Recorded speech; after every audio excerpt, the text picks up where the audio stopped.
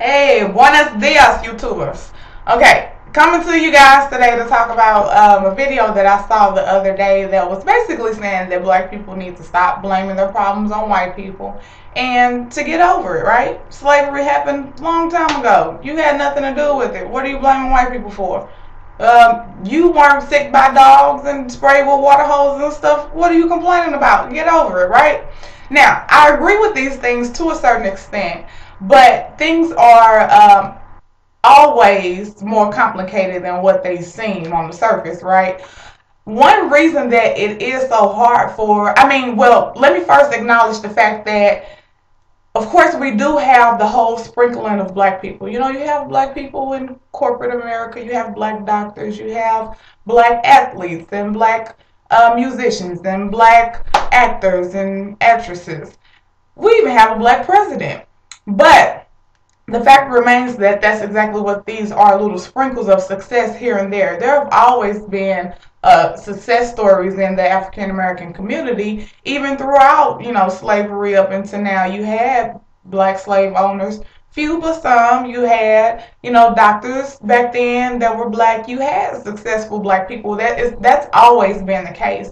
But it has also always been the case that they are few and far in between. As a community, however, it's much harder for us to achieve a certain level of success or to rise above the foolishness that we know of today for a number of reasons.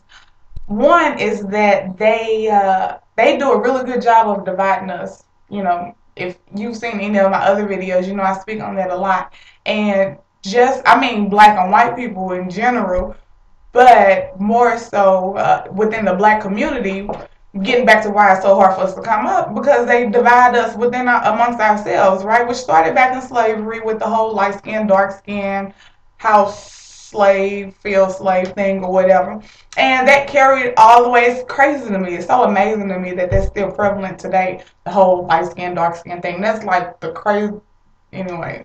Anyway, I just can't believe this, they're still relevant today, but it is. They divide us by our hair, right? You have good hair and you have bad hair, if depending on the texture of it. Why can't your hair just be good because it's healthy and it looks nice? Why does it have to be a certain texture to be good hair? These are different ways that they divide us. Educational levels, all these different things. But really, guys, the system as a whole is kind of built to keep us down. I want to bring up, if no one has ever heard of a lady named Michelle Alexander, please look her up. YouTube or Google her, something like that, because she has done like some awesome research. She wrote this book. It's called The New Jim Crow. I forgot the rest of the title. Something about color blindness or something. I don't know. But anyway, the book is talking about how the old Jim Crow laws, once, they were illegal or whatever, they were basically replaced by a new system of things that actually is embedded through the criminal justice system. And a lot of the stuff that this lady says, it makes so much sense, like so much sense. Like she has some crazy facts. I wish I had wrote them down or something. I'm just coming off the top of my head with this. But one of the things was that I believe now there are more African Americans in jail or on probation than there were slaves in 1850, 10 years before the Civil Rights War. That's amazing. She also talked about how, the whole point of slavery and the black codes and the Jim Crow laws and everything were to keep black people second class citizens. And if you think about it, the criminal justice system, the way that it works, it does basically the same thing, because if you're a felon, you can't vote in most circumstances, depending on the situation. Even if you just have a record period, you are legally discriminated against when it comes to housing, when it comes to education, when it comes to benefits through the government, when it comes to jobs, everything. So it's a way to keep people down there. Well, who are the majority of people that are locked up? Black people. I believe, don't quote me on this one, I know it's 60+% of African American males. They make up the prison population, the male prison population. I believe is 60+% African American.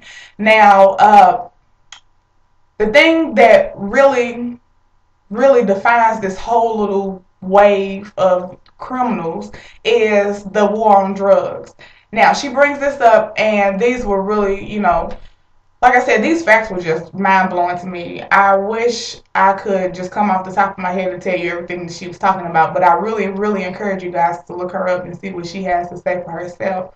One of the things that she talked about was the fact that through the war on drugs, it's not that these are criminals that are being locked up, but people who have drug problems. One, let's go back, and if you think about it, who are the most successful? Okay, let me not forget this.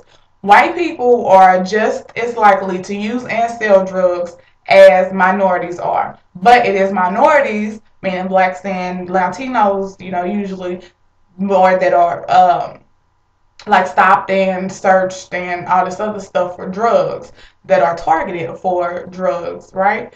So, of course, this is going to naturally, make us the biggest population or whatever that is locked up behind, because most cases come from drug cases or whatever, and it's not even necessarily violent offenses. It's just simply drug offenses. So this means that you can be locked up for a drug problem that you have or whatever, which is not necessarily criminal, but a problem, right? A mental problem. And I work for a mental health facility, and I know that is, what that. Now this, I'm not going to leave out the fact that usually drug problems cause people to do criminal acts.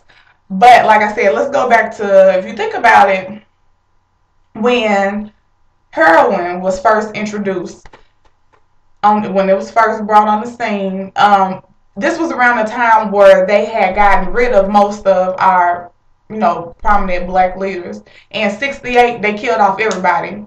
Martin Luther King, Medgar Evers, Robert Kennedy, the list goes on. Then you have a whole little change in things where after all that stuff happened, the Black Panther movement kind of, got a little stronger or whatever. And of course, they locked them all up. They put them all behind bars and everything. So they kind of got rid of all the people who were trying to make a positive influence in our communities. And they got rid of our leaders, and they gave us drugs. They gave us heroin. They put heroin into the communities. Yes, they did it because what black people in the hoods, that have boats to go get cocaine and stuff. I don't know nobody, but, maybe that's just me. But anyway, so yes, they put this in our communities because if you think about it, who are more susceptible to partake in these activities? People who want to escape reality. Now, we are coming off of this whole, depressing state where they just kind of offed all the people who were trying to help us all out, and then they give us something to make the pain better. Drugs, right? It's crazy to me. I was watching this documentary. This is another good thing you may want to check out. It's called the Black Power Mixtape, I believe. But what they were talking about in this documentary, and it's really interesting because it was made, directed, or whatever by some Swedish people. So it's from a viewpoint of people in Sweden, which is really interesting because, they have a whole nother outlook on it. Basically unbiased, because America is really where the whole race thing matters, But anyway, and in this documentary, it started in '67, ended in '75, and it was so amazing to me how much, positive energy in there, everybody had at the beginning versus when they left off in '75. We was walking around looking like zombies. Like, this is when, heroin had hit the scene and everything. So they basically dumbed us down. Like, this was a genius plan. Drugs, that was like a freaking genius plan, because not only are you giving this community something that's killing their brain cells, dumbing them down, making them zombies to what's going on, but you can lock them up for doing it. So you killing them off and you putting them behind bars.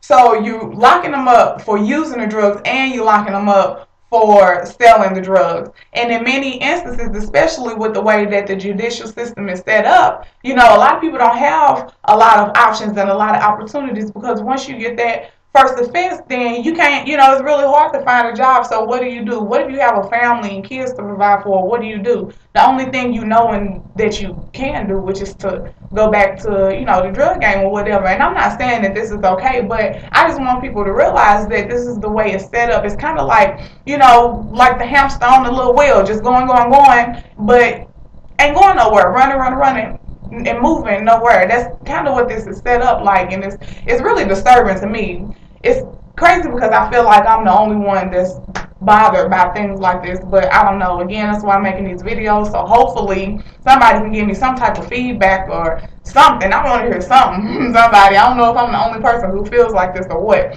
but like I was saying, where did I leave off? No telling.